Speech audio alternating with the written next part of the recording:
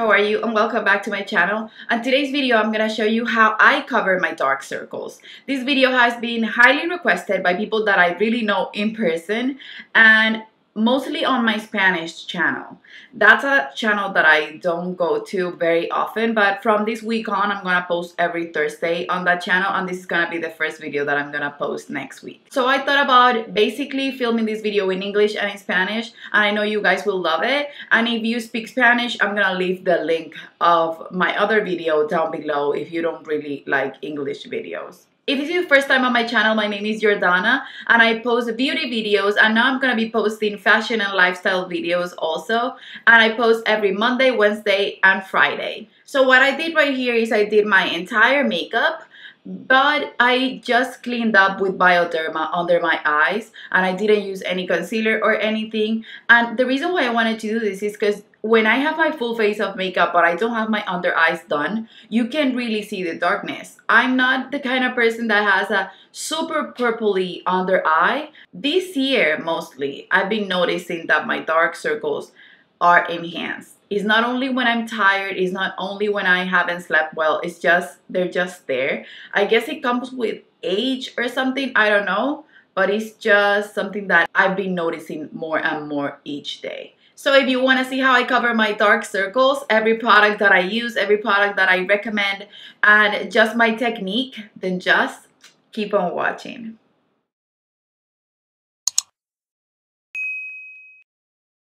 Okay, so before I zoom you guys in, I want to show you guys the products that I use and the order that I use them in.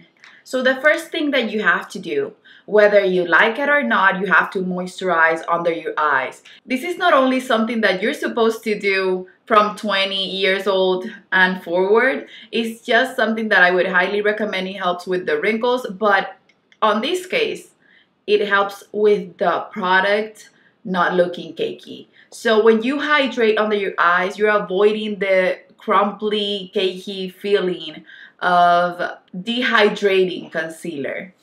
So the one that I'm using right now is the Saturday Skin, and I've been using this for a while now. This was sent to me by Saturday Skin. I love it. I think it's super easy to use. It's lightweight. This is Korean Beauty, I think, and it's just beautiful. It's one that I would highly recommend for daytime. I prefer the Bobbi Brown Hydrating Extra Repair Hydrating Eye Cream for nighttime. That's more rich and hydrating. But this will work. Any eye cream that you have for your eye contour, go for that. That's the first step. The second step would be to use a corrector. So since this color right here is either purplish or blue, you can correct it with an orangey peachy shade. So I have here this palette. You don't have to get this by any means. It's a professional palette. This is the Bobbi Brown correctors and concealers, and they sell these individually. And they're amazing. I've gone through one of them, and that's when I decided to add this to my kit. And I don't use it as much as I should. So they have every single color you would need to correct under your eyes, depending on your skin tone. And the pot is super small. You could carry it anywhere. What we're gonna do with this is use a concealer brush. This is the F75 by Sigma, but you can use any concealer brush that you have, and just apply it where you have the most darkness. When you're color correcting, I don't agree that everyone needs to color correct. When you're color correcting, you need to do it just in the parts where the hyperpigmentation or the color madness is just in that place. So in my case, I never color correct up here unless I'm not gonna use any eyeshadow. But today, since I use eyeshadow, you can see that I have a little bit of darkness right here. But if you don't wear eyeshadow, you have to put the orangey or peachy shade in every part that you have the blue. So I won't be taking it all over here because I don't need it. Just in the parts where I need the color correction. For that, I use my Bobbi Brown correctors and my concealer brush. Also, Bobbi Brown recommends that you use this with your finger if you want to. I would do that, but I have long nails, so I prefer a brush. After that, you don't want to look crazy and orange, so you have to grab a concealer that will match the color of your skin, or it will be a highlighting concealer, which would be a 1 or 2 shades lighter. I prefer, if you're starting out, to just buy one concealer that it's the same color as your foundation, just because it would be easier and it would be more cohesive.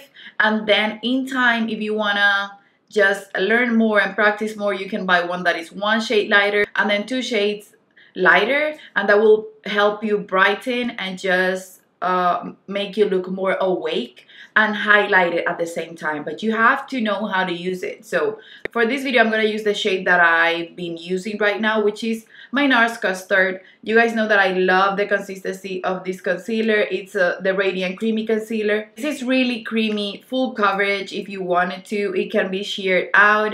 It's not super drying. If you have this extra hydrated and super oily, I would recommend going with something like the Tarte Shape Tape, but that one on me, it's super dry, and it has been more dry this past year. So yeah, the NARS Radiant Creamy doesn't fail me, but you can use any concealer that you already love. My concealer, I blended with a beauty blender, and the beauty blender has to be damped. So I don't recommend any sponge, and this is something that I see more here in Colombia.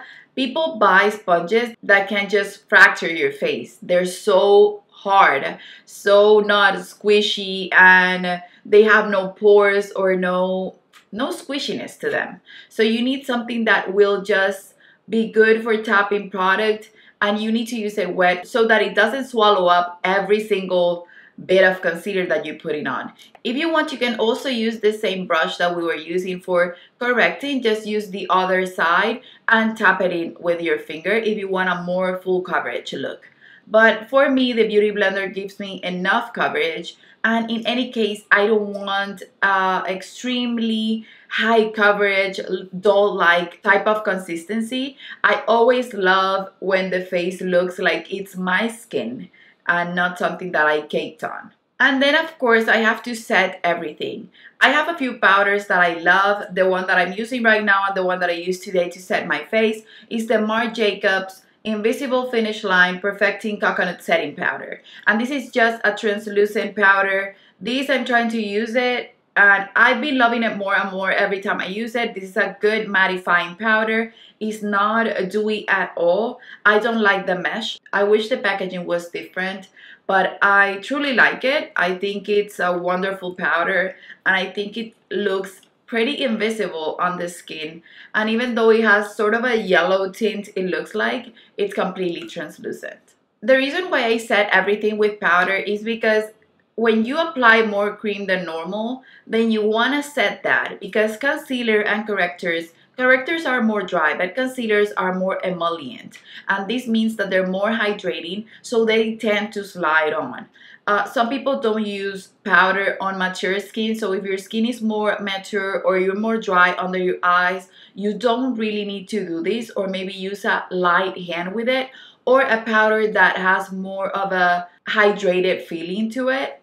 So for me, I always need to set it. I'm oily on my T-zone, and if I don't set my concealer, it will sink into my fine lines. And the thing that I use to apply the powder, it would be either my beauty blender or my Wayne Goss brushes. This is the 02 and this is the Airbrush brush. This has been my favorite lately, and this was Holy Grail for about 5 years since he released this. I don't remember, but I think about 5 years. The Wayne Goss Airbrush is the one that I'm gonna be using today. This is super fluffy and soft, and it's something that I will work with easily, and that way my concealer won't look bad throughout the day and it will last longer. Okay guys, so without further ado, after showing you the products that I use, I'm just gonna correct my under eye circles. So I'm gonna zoom you in and let's get started.